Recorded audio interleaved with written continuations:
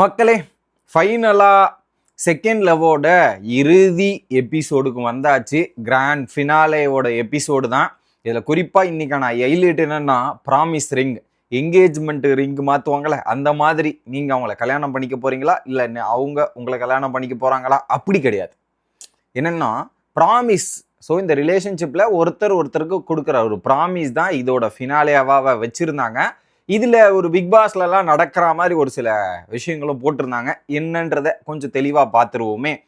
சேனலுக்கு புதுசாக இருந்தீங்கன்னா சப்ஸ்கிரைப் பண்ணிடுங்க. வீடியோவுக்கு ஒரு லைக்கும் ஐப்பும் கண்டிப்பாக கொடுத்துடணும். நிறைய பேர் ஃபேஸ்புக் மற்றும் யூடியூப் தளத்தில் ஃபாலோ பண்ணாமல் வீடியோ பார்க்குற கூட்டங்கள் அதிகமாக இருக்கீங்க. எல்லாரும் ஃபாலோ பண்ணிவிட்டு வீடியோ பார்க்குமாறு கேட்டுக்கொள்கிறேன். இப்போது கண்டென்ட்டுக்குள்ளே போயிடலாம்.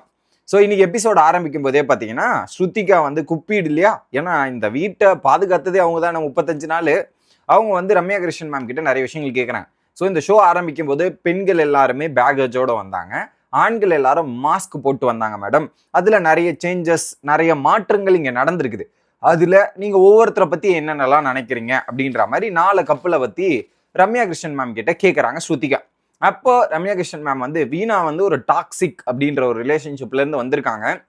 அதிலிருந்து இப்போ அந்த டாக்ஸிக்கை போக்குற அளவுக்கு வந்து தினேஷ் வந்து அவங்களுக்குள்ள ஒரு சாலிடான ஒரு பியூட்டிஃபுல்லான ஒரு கனெக்ஷனை உருவாக்கி டாக்ஸிக் மேலே இருந்த பயத்தை எல்லாத்தையுமே ரிமூவ் பண்ணிட்டு, ஸோ ரெக்ஸ் வந்ததுக்கப்புறம் அவங்களுக்குள்ள நிறைய பிரச்சனைகள்லாம் இருந்தது.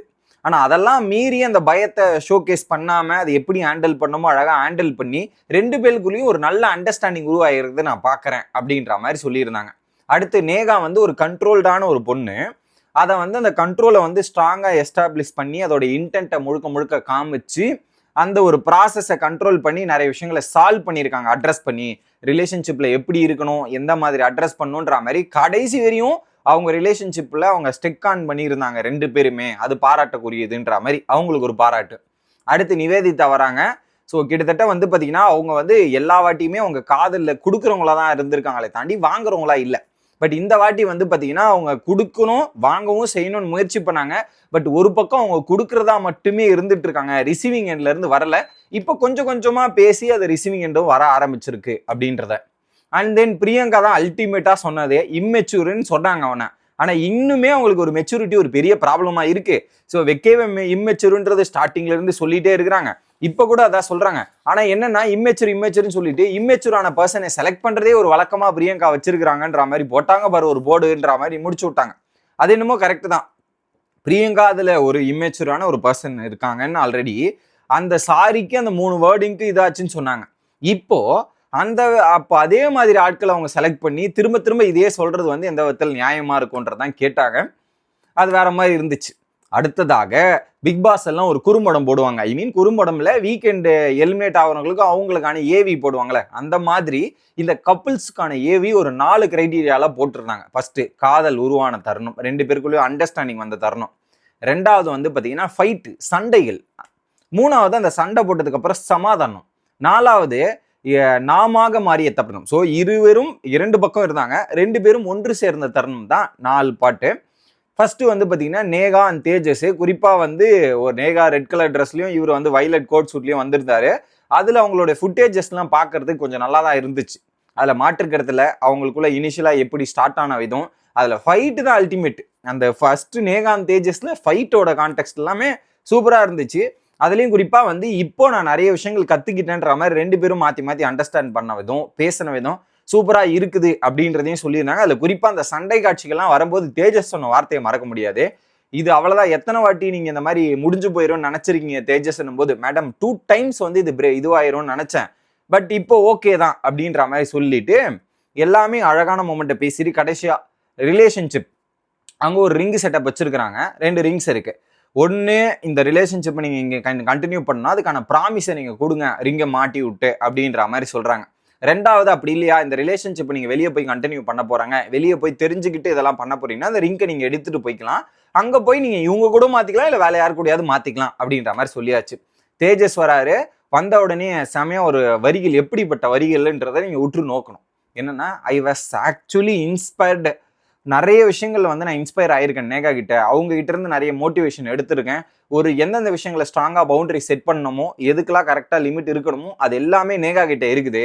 ஆனால் இந்த இடத்துல நேகா இல்லைன்னா நான் நிறைய விஷயங்கள் வந்து ஒரு மாதிரி இருந்திருப்பேன். பட் நேகா கிட்ட இருந்து நான் நிறைய விஷயங்கள் வந்து க்ரோன் அப் ஆயிருக்கேன், நிறைய விஷயங்கள் தெரிஞ்சிருக்கிறேன். ஸோ இப்போ என்னோட 50% நேகா பார்த்தாச்சு இந்த வீட்டுக்குள்ள. ரிமைனிங் 50% வெளியே போய் நிறைய விஷயங்கள் அவங்க பார்க்க வேண்டியது இருக்கு. அது எல்லாமே பார்த்துட்டு என் தரப்புல இருந்து என்னால் என்னென்னலாம் ஷோகேஸ் பண்ண முடியுமோ அது எல்லாமே நான் உங்களுக்கு காட்டுறேன் என்னை பத்தி முழுசா அப்படின்றத சொல்லிட்டு ரிங்கா அவர் மாட்டி விடுறார். ஸோ இதை ஃபர்தராக எடுத்துட்டு போகணுன்றதுல தேஜஸ் குறியா இருக்கார். அடுத்து நேகா வந்து என்ன சொல்றாங்க, யாரு கூடயும் நான் கனெக்ட் ஆக மாட்டேன்றது தான் நினைச்சு வந்தேன். வாரமே எலிமினேட் ஆயிருவேன்ற மாதிரி தான் எனக்கு தோணுச்சு. பட் இங்க வந்து பாத்தீங்கன்னா இங்க இருக்கிற ஒரு சில விஷயங்கள் பார்க்கும்போதும் சரி, தேஜஸ் கிட்ட இருந்த ஒரு பேஷன்ஸா, அவர்கிட்ட இருந்த அந்த விடாமுயற்சியா விட்டு கொடுக்க கூடாதுன்ற மாதிரி பேசின விதமா இருக்கட்டும், அதை பார்த்து நிறைய விஷயங்கள் நானே என்னை காம் பண்ணி இதெல்லாம் இருந்திருக்கிறேன் அப்படின்னு சொல்லிட்டு இவங்களும் அந்த ரிங்கை மாத்திக்கிறாங்க.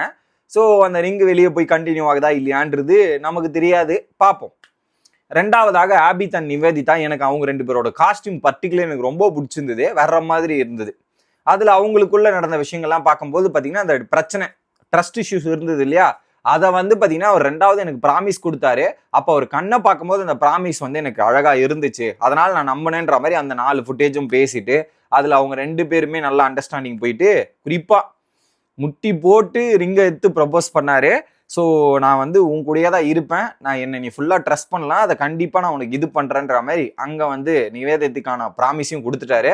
அதை வந்து நிவேதிதாவும் சொல்லியாச்சு, நான் வந்து உனக்காக நானும் கூட நிற்கிறேன்ற மாதிரி அவங்க 2 பேரும் பேசி அஷூரன்ஸ் கொடுத்தது நல்லா இருந்தது. அடுத்து வெக்கே அண்ட் பிரியங்கா, ஒரு பக்கம் வெக்கே பிளாக் கலர்லையும் இன்னொரு பக்கம் பிரியங்கா வந்து கோல்டன் கலர் ட்ரெஸ். உள்ளே வந்தோடனே மேக்ஸிமம் ஃபுட்டேஜ் இந்த செகண்ட் லவ் ஷோவில் அதிகமான ஃபுட்டேஜ் வந்தது யாருக்கா இருக்குன்னா, ஒன்று பிரியங்காவா இருக்கும், இன்னொரு பக்கம் வெக்கேக்கா இருக்கும். அதில் மாற்றுக்கிறதே இல்லை. ஓகே, அதில் வந்து அந்த ஃபர்ஸ்ட் ஃபுட்டேஜ் பார்க்கும்போது இந்த லவ் அட் ஃபர்ஸ்ட் சைட்டே வந்து ரொம்ப பியூட்டிஃபுல்லாக இருந்தது மேடம், அது எனக்கு ரொம்ப பிடிச்சிருந்து, அது எப்பவுமே ஆர்ட்ல இருக்கும்ன்ற மாதிரி அப்படியே ரொம்ப ஃபீலிங்ஸாக பேசினாங்க அவங்க. இன்னொரு பக்கம் வந்து அந்த மிஸ் அண்டர்ஸ்டாண்டிங்கில் வந்து நிறைய இது நடந்திருக்குன்ற மாதிரி அதையுமே ஒரு கிளாரிட்டி கொடுத்துட்டு, வெக்கே அந்த லவ் அந்த ஒரு கன்சோலிங்ல வந்து எங்க லவ் வந்து இப்படி இப்படி மேலே கீழேன்னு போன மாதிரி தான் மேடம் இருந்துச்சுன்ற மாதிரி பேசிட்டு, இப்போ நீங்க ஃபர்தரா எடுத்துட்டு போறீங்களா அப்படின்னு கேட்டாங்க. பட் எனக்கு தெரிஞ்சு one of the best AV footage, ஒரு பயங்கரமான பேக்ரவுண்ட் மியூசிக்லாம் போட்டு ஒரு தரமான ஃபுட்டேஜ் எடிட் பண்ணது வந்து வெக்கே அண்ட் பிரியங்காக்கு தான். வேற மாதிரி சீன்ஸும் சரி, அதுவும் கடைசி எண்டு பிரேக்கப், அதில் வந்து வெக்கே ஓப்பனாக சொல்லிட்டாரு, ரிங்கை மாற்றிக்கினீங்களா? இல்லை மேடம், நிறைய டவுட்ஃபுல்லாக அண்டர்ஸ்டாண்டிங் இதெல்லாம் பிரச்சனை இருந்தது, அதில் பிரியங்காக்கு பல கேள்விகள் இருக்குது. ஸோ அதனால் வந்து ஒரு பாயிண்டில் என்னையே நான் ஹர்ட் பண்ணிட்டு என்னையே நான் லூஸ் பண்ணுற மாதிரி ஆயிடுச்சு.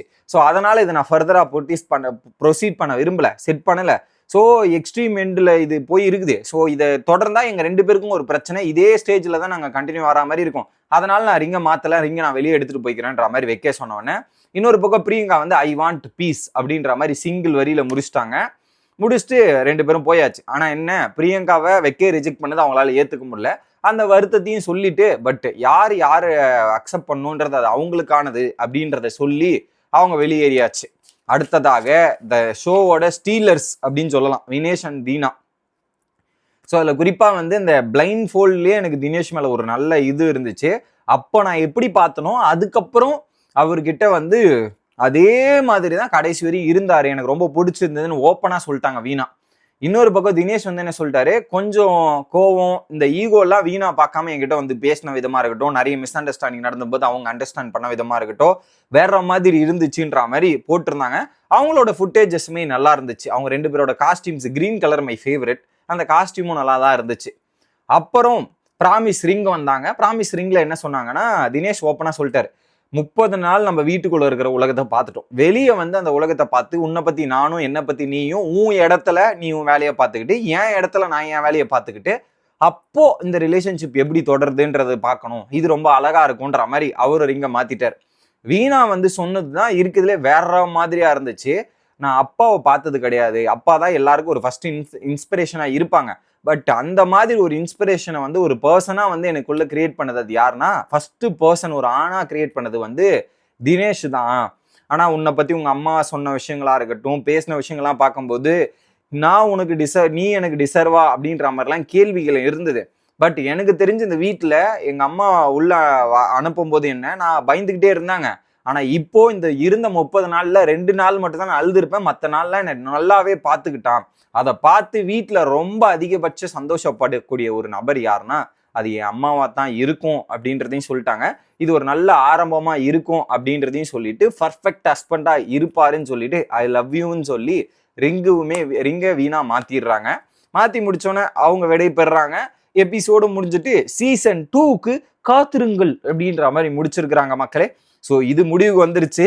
அதுக்கப்புறம் நமக்கான பிக் பாஸ் ஆரம்பிக்க போது. ஸோ அதுல காமன் மேன்ல இதுக்கப்புறம் நம்ம சந்திப்பும் தொடருவோம். Bye guys.